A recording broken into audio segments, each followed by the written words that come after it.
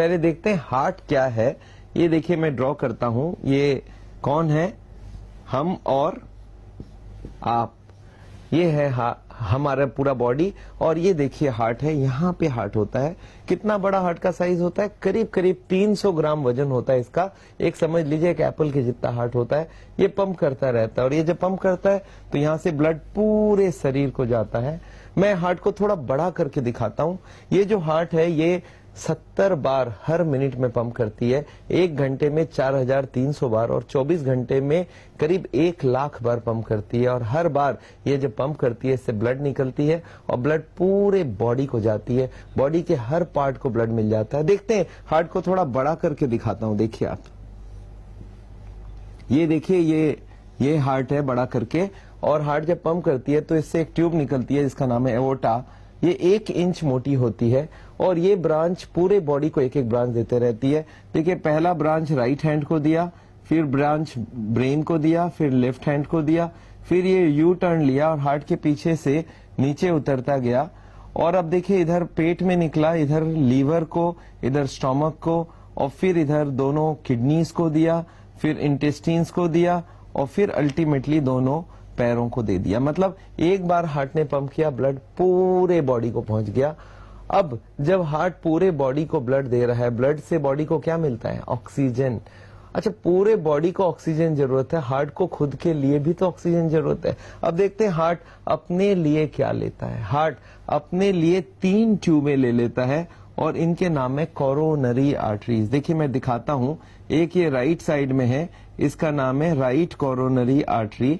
ये ट्यूब कितनी मोटी होती है मैं आपको बताऊं, ये करीब करीब एक बच्चे पेंसिल से लिखते हैं इतना बड़ा होता है हार्ट का जो ये ट्यूब्स होते हैं उनके साइज। एक का नाम है RCA, राइट कोरोनरी आर्टरी। ये है राइट वाली ट्यूब। लेफ्ट में 2 ट्यूब है, और ये दोनों ट्यूब को यहाँ पे दिखाता हूँ। देखिए एक ट्यूब पहले निकला, एक पीछे की तरफ घूम के चली गई, इसका नाम है लेफ्ट सर्कमफेरेंस, और एक है LAD, लेफ्ट एंटीरियर डिसेंडिंग। ये देखिए ये ड्रॉ कर रहा हूं यहाँ पे।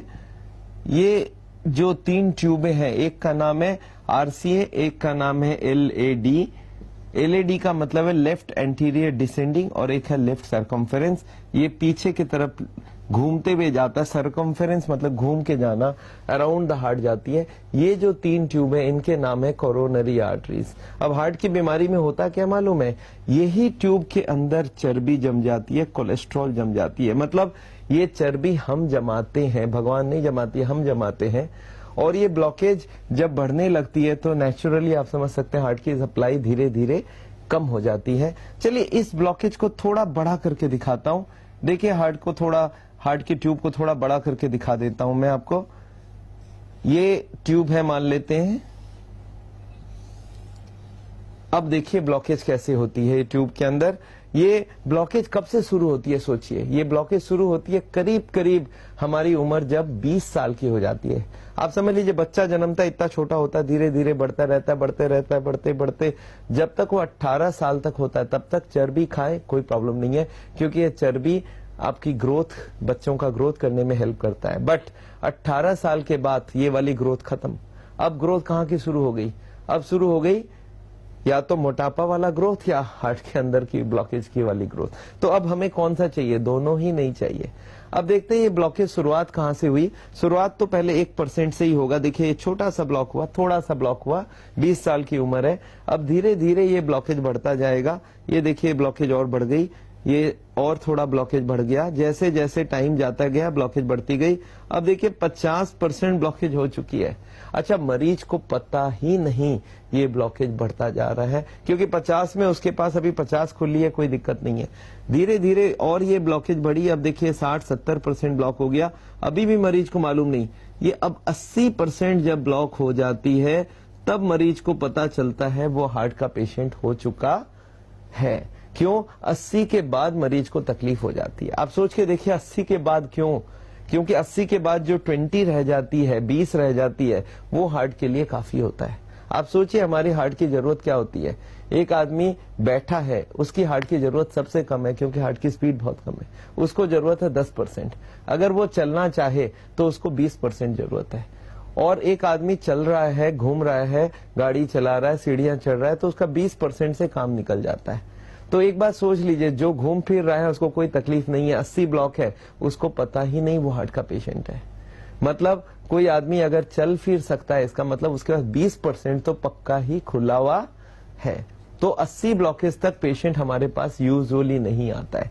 जब कोई मरीज आके ये बोले कि डॉक्टर साहब मैं जब चलता हूं तो मेरे छाती में दर्द होता है, भारीपन होता है, तो मैं समझ जाता हूं ये हार्ट का पेशेंट है और 80 से ऊपर ब्लॉकेज करीब करीब हो चुकी है। तो हमारे पास कब पहुंचेगा पेशेंट? 80 के बाद। आप ये सोच के चलिए जो आप हार्ट के पेशेंट नहीं हो उनमें से सबके 0 ब्लॉकेज नहीं है। ये ब्लॉकेज हो सकता है कोई का 10 हो, कोई का 20 हो, कोई का 30-40, कोई का 50-60, कोई का 70-80, और तब तक उनको मालूम भी नहीं।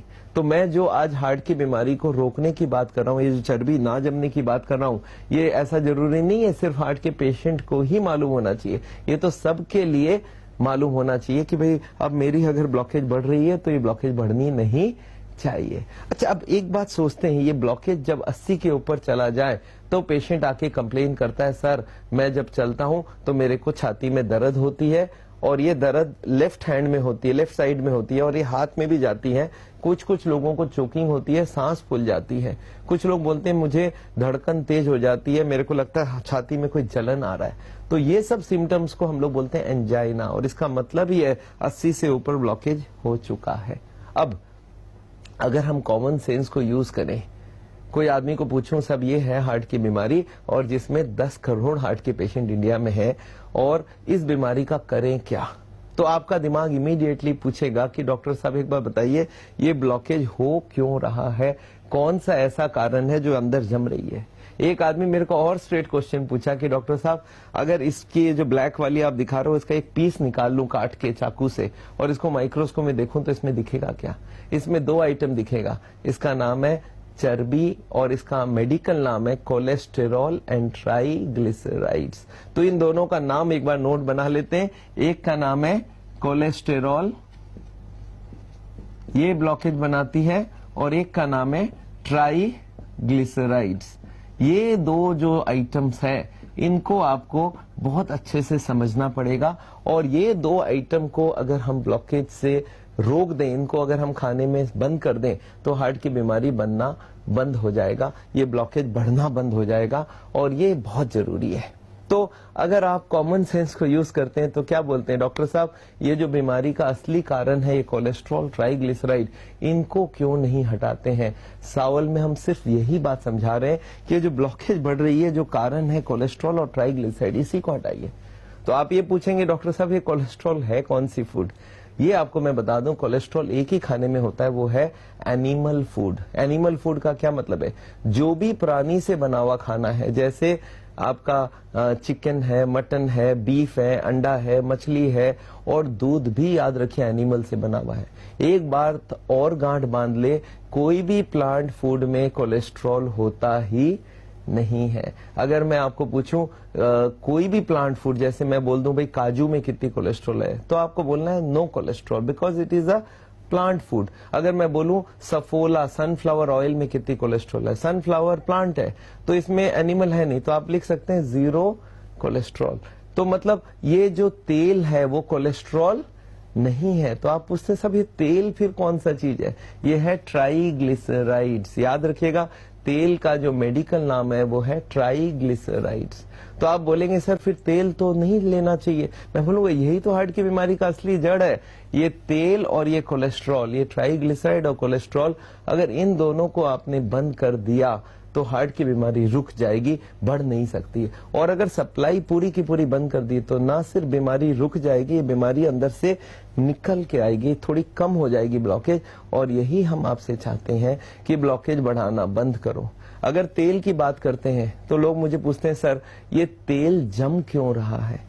मैं आपको बताता हूं, आप खाने में, किचन में जब खाने में तेल यूज करते हैं, आप एक काम कीजिए, शाम को किचन में जाइए और जहां खाना बना है, गैस की चूल्हा जो है उसके बगल वाले टाइल में हाथ लगा के देखिए हाथ में क्या जम रहा है। आप देखेंगे हाथ में कुछ गीला गीला सा कोई ग्रीजी आइटम जम रहा है, वो क्या है? तेल है। अच्छा, लेडीज लोग उसको साबुन लगा लगा के शाम को साफ करती है। अच्छा, एक लेडी को मैंने बोला 1 महीने तक साफ नहीं करने दूंगा। आप सोच सकते हैं क्या होने वाला है? वो तेल का लेयर बाय लेयर जमता रहेगा। अच्छा सोचिए, यही तेल का लेयर हस्बैंड के हार्ट के अंदर जमा दे तो कैसा रहेगा। हस्बैंड भी क्यों, परिवार के सारे लोगों के हार्ट में जमा करते हैं। और यही आजकल हो रहा है, वो जो तेल आप खाने में इस्तेमाल कर रहे हैं वही तेल हार्ट के अंदर जमता जा रहा है, ब्लॉकेज बनता जा रहा है। और यही मेन प्रॉब्लम है हार्ट की बीमारी का, कि ये दो आइटम को हमें पहचान करना बहुत जरूरी है। पर अनफॉर्चुनेटली हमारे जो हार्ट के हॉस्पिटल है, जो कार्डियोलॉजिस्ट हैं, उनको इन दोनों से कोई मतलब नहीं हो। बोलते हैं भाई देखो आप ब्लॉकेज बढ़ाओ, हमें कोई प्रॉब्लम नहीं, हम इनकी बात ही नहीं करेंगे। जब आपकी ब्लॉकेज बढ़ जाए तब हम बाईपास सर्जरी कर देंगे, तब हम एंजियो प्लास्टिक कर देंगे। ये मेरे को बहुत गलत लग रहा है। मेरे को लग रहा है जो हार्ट के पेशेंट्स को पहले तो ये बता देना चाहिए कोलेस्ट्रॉल है क्या चीज, ट्राइग्लिसराइड है क्या चीज, तो उसकी हार्ट की ब्लॉकेज बढ़ना बंद हो जाए और हार्ट की बीमारी बढ़ेगा नहीं, तो आपको डरने की कोई जरूरत नहीं है। एक बार सोच के देखिए, ये हार्ट अटैक रोकना कैसे है। एक आदमी को मैं कभी कभी पूछ लेता हूँ, एक नोट की गड्डी है और उसमें रबर बैंड लगा है, मैं नोट घुसाए जा रहा हूँ, तो रबर बैंड का क्या होगा, खींचता जाएगा, रबर बैंड एक दिन बस्ट हो जाएगा। अगर मैं बोलूं कि रबर बैंड ना बस्ट हो, उसके लिए क्या करना है, तो आपके पास इमीडिएटली आता है कि डॉक्टर साहब फिर नोट घुसाना बंद करो। मतलब अगर इसके अंदर मैं और कुछ कोलेस्ट्रॉल और फैट ना घुसाऊं तो फटने का चांस नहीं है। मैं एक स्टेप और आगे जाता हूं, कुछ नोट निकाल लेते हैं। आप सोचिए अगर ब्लॉकेज के अंदर से कुछ नोट निकाल लें, कुछ फैट निकाल ले, तो हार्ट अटैक के चांसेस क्या है, फिर कोई चांस नहीं है। ये एक सिंपल लॉजिक आपको समझना होगा कि नोट की गड्डी से मैं नोट निकाल रहा हूं, रबर बैंड ढीला हो रहा है, अब फटने के चांस। और यही मैं हजारों लोगों को सिखा रहा हूं कि अगर आपकी ब्लॉकेज 70 है, 80 है, 90 है और अभी तक हार्ट अटैक नहीं हुआ है, और अगर आपने ये कोलेस्ट्रॉल ट्राइग्लिसराइड को एकदम खत्म कर दिया और इसके अंदर से सप्लाई, बॉडी को सप्लाई बंद कर दिया कोलेस्ट्रॉल ट्राइग्लिसराइड का, तो बॉडी क्या करेगा, अंदर से जो कोलेस्ट्रॉल ट्राइग्लिसराइड है उसको निकाल लेगा। और अगर वो निकाल लेगा तो रबर बैंड ढीला हो गया, हार्ट अटैक के कोई चांस नहीं है। इसके लिए क्या करना होगा कि खाने में तेल एक बूंद भी नहीं देना है। अगर not a single drop of तेल दिया जाए तो हमारा असली काम तो हो जाएगा कि एक हमारे अंदर जमना बंद हो जाएगी। और दूसरा है कि कोलेस्टेरॉल, नॉन वेजिटेरियन फूड बंद कर दो। अमेरिका के प्रेसिडेंट है क्लिंटन, मुझे याद है 2004 में उनकी बाईपास सर्जरी हुई और मेरे पास लोग आके बोले सर देखिए क्लिंटन ने बाईपास सर्जरी किया, नई ट्यूब लग गई। पता चला 6 साल बाद 2010 में उसकी फिर से ब्लॉक हो गई, अब इस बार उन्होंने स्प्रिंग लगा लिया। जब उनको रियलाइज हुआ कि स्प्रिंग फिर से बंद होने वाली है, तब ये जाके मिले अमेरिका में हमारे जो वहां पे कोलीग्स हैं डॉक्टर डीन ऑर्निस से, और ऑर्निस ने उनको बताया कि नहीं आप ब्लॉकेज बढ़ाने वाला प्रोसेस कोई बंद करते। उन्होंने बोला साहब 2004 में हमको ये बता दिया जाता तो मेरे को बाईपास की जरूरत ही नहीं पड़ती। तो उन्होंने अल्टीमेटली CNN टीवी में बताया कि ब्लॉकेज मैं अगर पहले ही हटा लेता, ब्लॉकेजिंग प्रोसेस रोक देता, तो हमारा काम बन जाएगा। तो याद रखिए ब्लॉकेजिंग प्रोसेस बंद करने के लिए दो चीज, कोलेस्ट्रॉल एंड ट्राइग्लिसराइड। तो अगर बिना तेल के, बिना कोलेस्ट्रॉल और बिना तेल के ट्राइग्लिसराइड के अगर हम खाना बना सकते हैं तो हार्ट की बीमारी को रोका जा सकता है और इसको रिवर्स भी किया जा सकता है।